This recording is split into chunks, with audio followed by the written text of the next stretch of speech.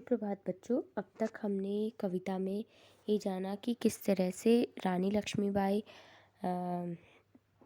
उनके बचपन के विषय में समझा और उनके उसके बाद फिर उनकी वीरता के बारे में हमने जाना और किस तरह से उनका विवाह झांसी के राजा से होता है और किस तरह से अचानक झांसी के राजा की मृत्यु हो जाती है और उसके बाद अंग्रेजी जो हुकूमत है वो किस तरह से झांसी को अपने अधिकार क्षेत्र में लेने का प्रयास करती है और उस दौरान रानी और अंग्रेज़ों के बीच जो भीषण युद्ध होता है उसका चित्रण इसमें किया गया है।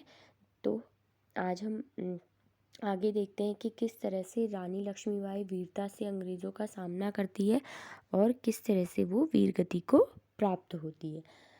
चलिए कविता शुरू करते हैं। तो भी रानी मार काट कर चलती बनी सैन्य के पार, किंतु सामने नाला आया था यह संकट विषम अपार।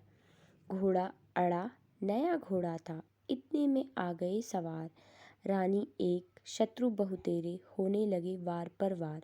घायल होकर गिरी सिंहनी, उसे वीर गति पानी थी। बुंदेले हर बोलो के मुँह, हमने सुनी कहानी थी। खूब लड़ी मर्दानी, वह तो झांसी वाली रानी थी। यानी अब क्या होता है, रानी हीरोज से युद्ध करती है और जैसे तैसे वो आगे बढ़ रही होती है तो देखती है कि जो अंग्रेजी सेना के जो सैनिक थे वो बहुत ही अधिक संख्या में थे और रानी ने उनकी अधिक संख्या होते हुए भी बड़ी वीरता और निडरता के साथ उनके साथ युद्ध किया, क्योंकि घोड़ा नया था और वो नाले को पार नहीं कर पाया। घोड़ा रानी लक्ष्मीबाई के अनुसार नहीं चल पाया, तो जिसके कारण जो रानी लक्ष्मीबाई है वो शत्रुओं से घिर जाती है और शत्रु उन पर वार करते हैं, जिससे कि रानी घायल हो जाती है और घायल होकर गिरे सिंहनी मतलब सिंह की भांति रानी लक्ष्मीबाई ने उनका सामना किया और फिर वो वीरगति को प्राप्त होती है। और क्या होता है, यह कहानी हमने बुंदेले हर बोलो के मुँह से सुनी थी, क्योंकि जो रानी लक्ष्मीबाई थी वो मर्दों के समान अंग्रेज़ी सेना से लड़ी थी और वो झांसी की रानी थी। रानी गई सिधार चिता, अब उसकी दिव्य सवारी थी। मिला तेज से तेज, तेज की वह सच्ची अधिकारी थी। अभी उम्र कुल 23 की थी, मनुज नहीं अवतारी थी। हमको जीवित करने आई, बन स्वतंत्रता नारी थी। दिखा गई पथ सिखा गई हमको, जो सीख सिखानी थी। बुंदेले हर बोलो के मुँह, हमने सुनी कहानी थी। खूब लड़ी मर्दानी, वह तो झांसी वाली रानी थी। अब रानी गई सिधार यानी कि रानी वीरगति को प्राप्त हुई। अब अंतिम जो उनकी सवारी थी वो क्या थी, चिता थी, ठीक है। और उस चिता को जब जलाया गया तो कहीं ना कहीं उनके जो उस चिता की लपटों से जो तेज आ रहा था वो तेज ही उनकी कहानी बयां कर रही थी और उस तेज की वो सच्ची अधिकारी थी, क्योंकि उनमें जब वो जीवित थी तब भी उनमें वो तेज और वीरता का साहस, अदम्य साहस का तेज उनके भीतर था, जो कि वीरगति प्राप्त करने के बाद भी वही तेज उनकी चिता से नज़र आ रहा था और वो उसकी अधिकारी भी थी, यानी वो उसे डिज़र्व भी करती थी, ठीक है। अभी उम्र कुल 23 की थी, मनुज नहीं अवतारी थी। उनकी उम्र केवल 23 वर्ष की थी जब उन्हें वीरगति प्राप्त हुई और उन्हें मनुष्य नहीं, कोई अवतार मनुष्य के रूप में, किसी अवतार के रूप में समझा गया। उन्हें माना, हमको जीवित करने आई बन स्वतंत्रता नारी थी, यानी कि वो एक ऐसी नारी थी जिसने प्रत्येक भारतीय को अंग्रेज़ी व्यवस्था के प्रति खड़े होने का साहस दिया। एक स्त्री होने पर जब वो उतनी साहस और निडरता से उस सेना का सामना कर सकती है, तो प्रत्येक भारतीय यदि एकजुट होकर उस सेना का सामना करे तो क्यों नहीं हम आज़ाद हो सकते हैं, ऐसी प्रेरणा वो देकर गई, ऐसी चेतना वो हमारे भीतर या फिर उस समय के लोगों के भीतर जागृत करके गई।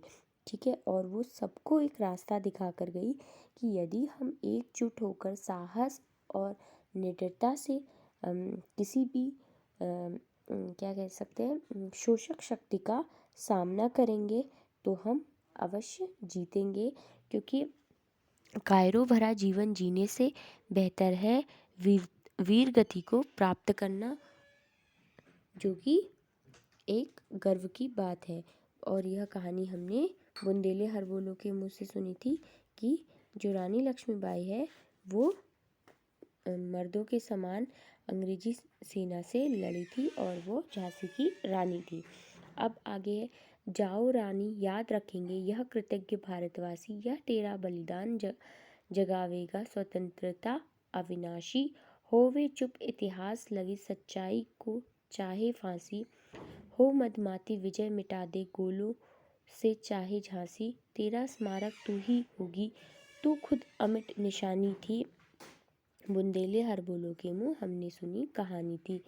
यानी कि जो लोग हैं अब वो रानी को याद करते हुए कहते हैं कि प्रत्येक भारतवासी तुम्हारे लिए तुम्हारी इस वीरता के लिए, आपकी इस वीरता के लिए कृतज्ञ रहेगा हमेशा, कि जिस तरह से आपने अपने प्राणों का बलिदान देकर अंग्रेज़ों के विरुद्ध लड़ने का साहस हम सबके भीतर भरा, वह बहुत ही कृतज्ञतापूर्ण है।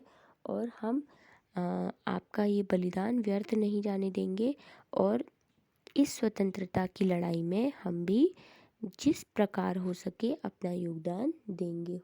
होवे चुप, और इतिहास चाहे चुप हो जाए लेकिन लगे सच्चाई को चाहे फांसी, चाहे इतिहास आपका वर्णन ना करे, चाहे सच्चाई का मुंह बंद कर दिया जाए या सच्चाई को किसी के सामने ना आने दिया जाए, फिर भी आपकी जो वीरता है उसके गान हमेशा गाए जाएंगे। हो मदमाती विजय मिटा दे गोलों से चाहे झांसी, चाहे अंग्रेजी सेना गोलों से झांसी को मिटा दे, लेकिन आप स्वयं का स्मारक यानी कि आप स्वयं में ही एक यादगार स्मारक के रूप में होंगी, तो खुद अमिट निशानी है। यानी आप झांसी की वो निशानी है जिसे कोई भी स्मारक की आवश्यकता नहीं है या जिसकी गाथाएं सुनाने की आवश्यकता नहीं है। आप स्वयं में गाथा हो, आप स्वयं में एक स्मारक है, वीरता का प्रतीक है। और यह कहानी हमने बुंदेले हरबोलो के मुँह से सुनी थी कि खूब लड़ी मर्दानी, यानी कि जो झांसी की रानी है वो मर्दों के समान अंग्रेज़ों से लड़ती है और झांसी को ही नहीं बल्कि पूरे देश को स्वतंत्र होने की प्रेरणा दे जाती है अपनी वीरता के माध्यम से। इस तरह से यह कविता स्वतंत्रता से गुलामी के समय का वर्णन करती है और उसमें वीर सेनानियों ने किस तरह से अंग्रेज़ों से समय समय पर लोहा लिया और एक स्त्री होते हुए भी झांसी की रानी ने बड़ी वीरता के साथ अंग्रेज़ों से युद्ध किया और उन्हें वीरगति प्राप्त हुई। उन्होंने अपने हिस्से का योगदान पूर्ण ईमानदारी के साथ दिया। तो बच्चों आज के लिए बस इतना ही।